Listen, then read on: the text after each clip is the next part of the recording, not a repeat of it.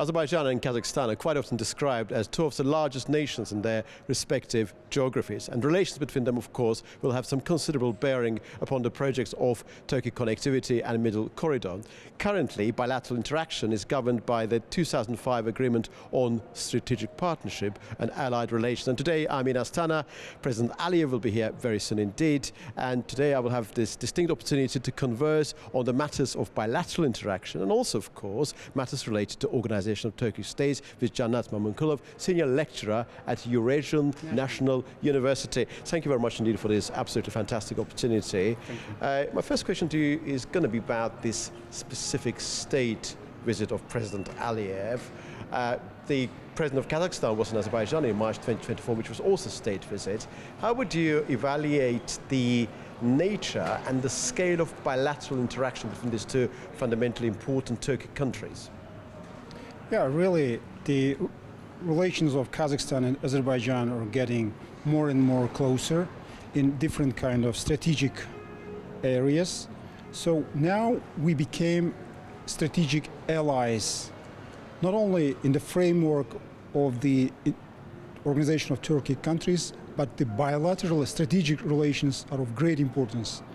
So now, for Kazakhstan, Azerbaijan plays very key role in development of the transit, logistics, and energy routes.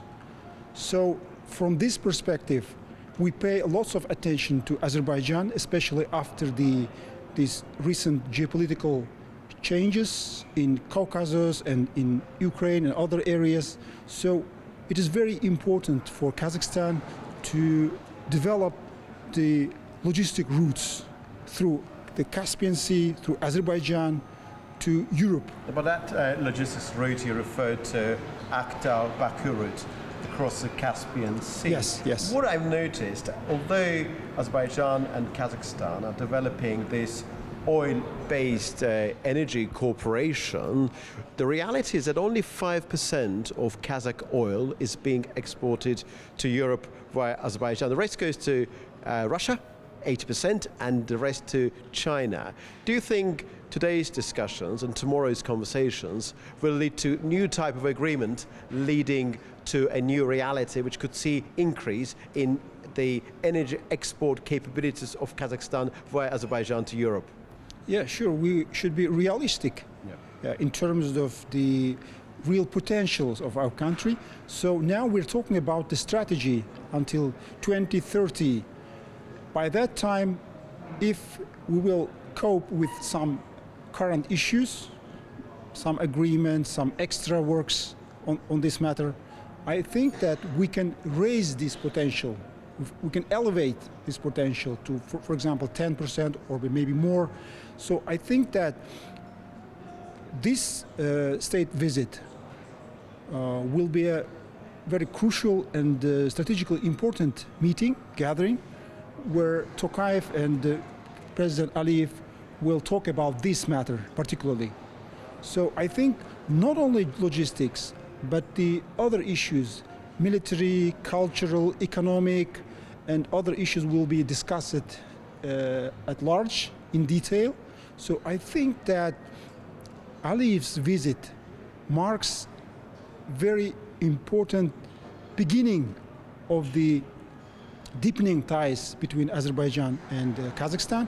So now the public perception of Azerbaijan changed a lot in Kazakhstan, in Central Asia. So Azerbaijan is now becoming very strategic country for Central Asia, taking into account the geopolitical change in Caucasus. After Karabakh War, Azerbaijan becomes more assertive power. So now we need such a partner, and Azerbaijan can protect its interests. So now Kazakhstan wants such kind of partners in order to promote the international projects like Middle Corridor.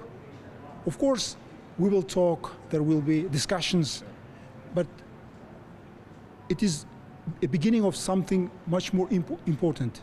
So I think that in the coming 5 years until 2030, we will get to that higher level of partnership, which will be much more progressive and fruitful.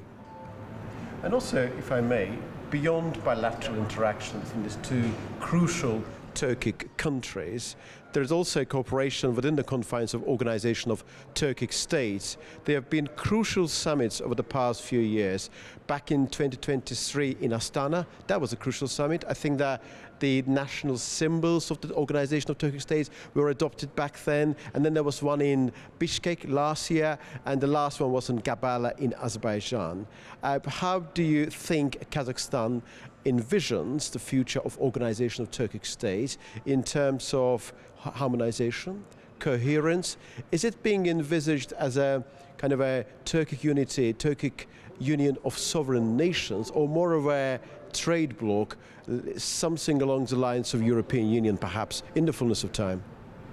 Yes, I hope. Our dreams is to reach to such a point that Turkic states as equal partners will help each other to protect their strategic interests. So now Organization of Turkic countries is becoming much more important. It is moving from the symbolism, from the cultural cooperation to something much more crucial. I mean, it is becoming one of the emerging centers of global geopolitics. It might be, as President Aliyev said and Erdogan said.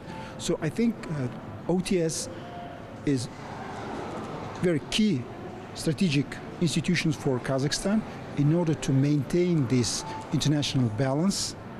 I think this is a promising organization which can give so many dividends to Azerbaijan, Uzbekistan, and Kazakhstan. So it makes us much more stronger. It's a framework. Yeah. So we have a long way to go, but it's a beginning of something much more. Do you imagine important. It emerging, transforming into something like customs union, something more of a integral, coherent framework for these nations to cooperate? And connected with this, there is another question. Some of the members, including Kazakhstan and Kyrgyzstan, are members of the Eurasian Economic Union, which have its own rules. Do you think that the clash between those two entities is indeed within the realm of possibility? I don't see any clashes or controversies in being a member in both organizations for Kazakhstan, because we now maintain this balance. So we need OTS and Azerbaijan and closer relations with Turkey in order to, as I said, to make it more like equitable or balanced. So I think that we need to focus on many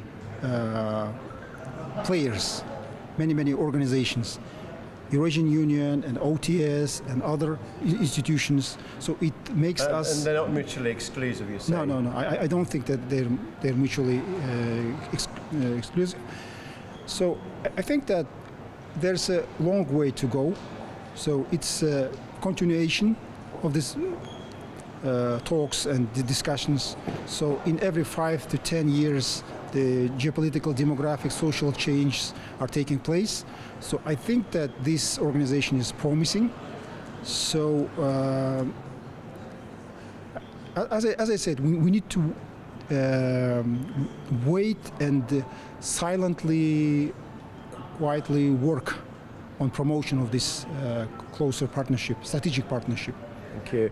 And I would like to move back to Kazakhstan. It's the biggest country in this region, biggest economy, and also wealthiest country in this region, balancing between China, United States and also Russia, and having this very fundamentally important relation with Azerbaijan and European countries as well. The question here is that we know that in 90s and early 21st century, Kazakhstan was practicing what was referred to as multilateral foreign policy, which is still there.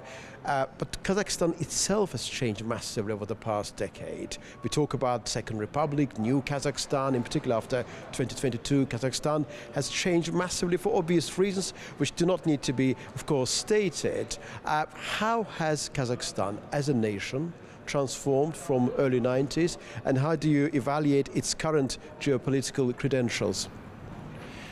Really, Kazakhstan in the last 35 years since we accepted a declaration of our independence, we've gone through this massive transformation geopolitically, demographically, sociologically, culturally. So I think that slowly we are becoming more Kazakh nation, more Turkic nation.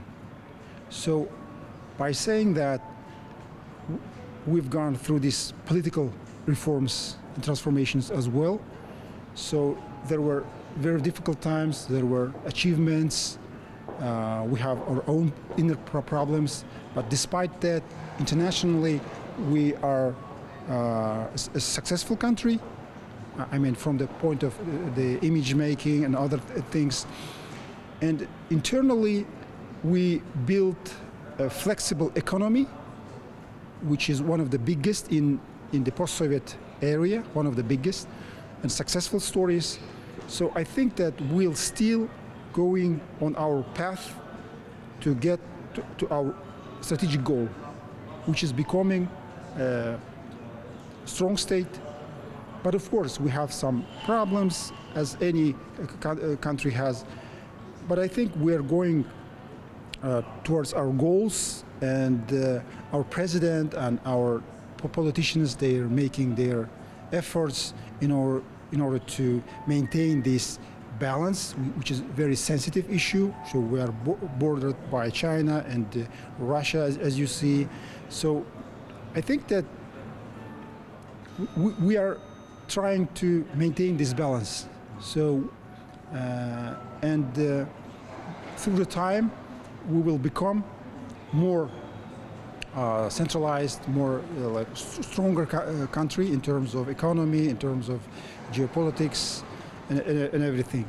So I think that we are becoming one of the important states of the Turkic region, post-Soviet region, Eurasia. So our strategic vision of the Eurasia, our place in it, is a little bit different from Azerbaijan or Uzbekistan or Turkey. So we see it from Asian point of view sometimes, from the Central Asian point of view, and from Kazakh perspective. So we still need to be very careful in terms of geopolitics, but I think that one of the achievements of our political establishment is that we built strong economy, we maintained this geopolitical balance, we have good relations with everyone, so we have many things to learn from Azerbaijan and from Uzbek diplomacy as well, but at the same time we try to preserve this multivectoral foreign policy, which is, I think, quite successful. Okay. Well, the multivectoral geopolitical balancing act, diversification of foreign policy, ultimately all of these terms and notions supposedly are contingent upon the imperative of not relying on anybody exclusively in order to maintain your resilience and independence. I'm so grateful to you for this conversation, and hopefully we'll be able to reflect after the meeting and reflect on the key deliverables which we have discussed, and also, of course, reflect on the key outcomes, which will be only after the meeting. Thank you very much indeed.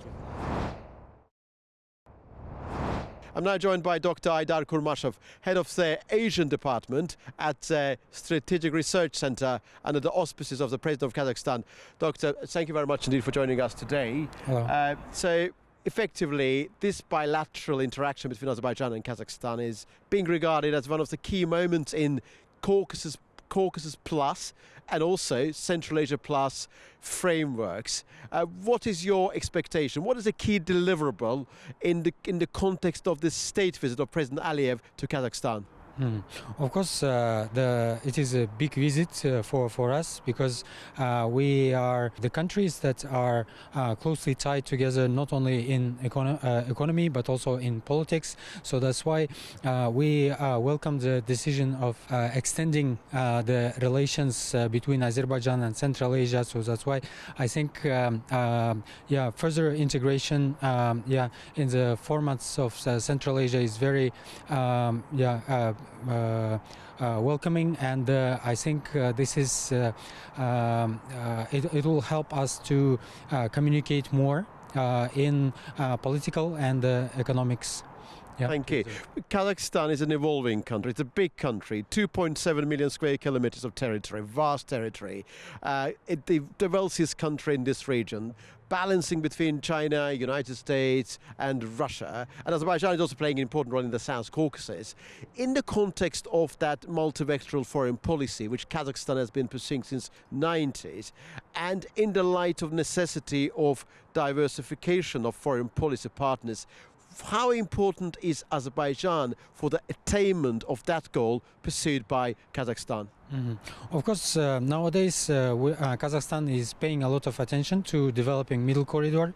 In the last 5 years, the volumes that are transported raised by 6 times. So it is reaching about 5 million tons. So that's why I think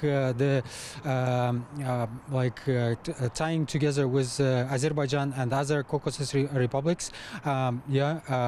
I think this is very good idea in a way that it will extend our capabilities of transportation, and we shouldn't only think about the transit but also producing together.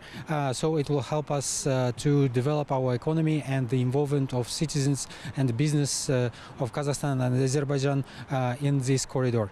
And also beyond connectivity, more specifically about the cooperation in the oil and gas field. We know that Azerbaijan plays a certain role in terms of exporting Kazakh oil to Europe. Only 5% of Kazakh oil is being actually exported to Europe. The rest goes to Russia and China. But also there has been some talk about joint exploration of offshore fields in the Caspian Sea. And it looks like that after 2018, when that convention was accepted, adopted and ratified by these two countries, there are avenues for further exploration. What is your major takeaway from discussions in that area? Of course, it will bring more investments in the field of oil and other related fields. Yeah, Kazakhstan nowadays is developing its industrial development. Yeah, so that's why we shouldn't be thinking only about the extraction of oil, but also processing it. So it will help us to transport the processed oil to other countries. So that's why I think this area of development is important for both Kazakhstan and Azerbaijan. Correct me if I'm wrong, but I think that the proven gas reserves of Kazakhstan is estimated around 3.9 trillion cubic meters. It's a massive. Azerbaijan's, I think, gas reserves are estimated at probably 2.6 trillion cubic meters. But what I also know, the substantial majority of gas extracted goes back to those oil fields for oil recovery, and that is leading to the situation when Kazakhstan is producing a huge amount of gas but exporting very little. Do you think cooperation with Azerbaijan could address this particular moment, which could be described potentially as a relative challenge as well? Yeah, of course, we have similar economies, yeah, we can say, but if we do together and our strategies don't compete but also comply with each other, so I think this is one of the ways that we can pursue, because in Central Asia and in relations with Caucasian countries, we always pursue the way of political agreements first, and then doing something together in economy. So that's why I think this is something that we can fully agree upon. And also, my last question is going to be about organisation of Turkish states. There have been a couple of very important summits. The one in 2023 was in Astana, if memory serves me correctly, very important one. Last one was in Bishkek in Kyrgyzstan, and the very last one, the one in 2025, was in Kampala. What is the fundamental approach of the current government of Kazakhstan relation organisation Turkish states? Are we envisioning something bigger than a mere platform for discussing cultural, economic, social affairs? Are we looking towards something bigger, something more of a cohesive, integral system, something along the lines of perhaps European Union? Yeah, maybe, why not? We can see nowadays in Turkic gatherings always a lot of different ideas, and they are all supported by our counterparts. So that's why I think the integration between Turkic countries will be going further. We just need to focus on the areas that will be not only on the political level, but also on the level of business, so that we, the businesses, can do something together. It will help citizens to get involved, because nowadays, of course, we have governmental bodies that are focused on the extending relations, but also we have to think about the